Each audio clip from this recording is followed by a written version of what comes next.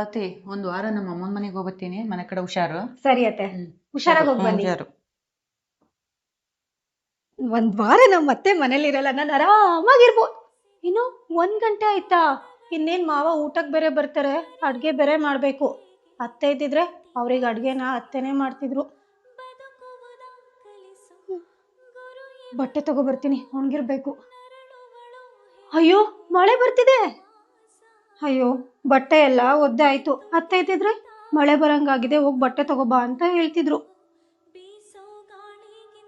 ಅಯ್ಯೋ, ನಾನು motor on ಮಾಡೋದೇ ಮರ್ತೆ.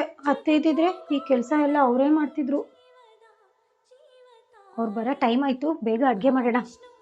ಅಯ್ಯೋ, ನಾನು ತರಕಾರಿ ತರದೇ ಮರ್ತಿದ್ದೀನಿ. ಅತ್ತೆ ಇದ್ದಿದ್ರೆ ಅವರೇ ತರಕಾರಿ ತರ್ತಿದ್ರು. ನನಗೆ ಈಗ ಅರ್ಥ ಆಗ್ತಿದೆ, ಮನೆಯಲ್ಲಿ ನಮ್ಮ ಅತ್ತೆ ಎಲ್ಲ ಚಿಕ್ಕ ಪುಟ್ಟ ವಿಷಯದಲ್ಲೂ ಎಷ್ಟು ಹೆಲ್ಪ್ ಮಾಡ್ತಿದ್ರು ಅಂತ.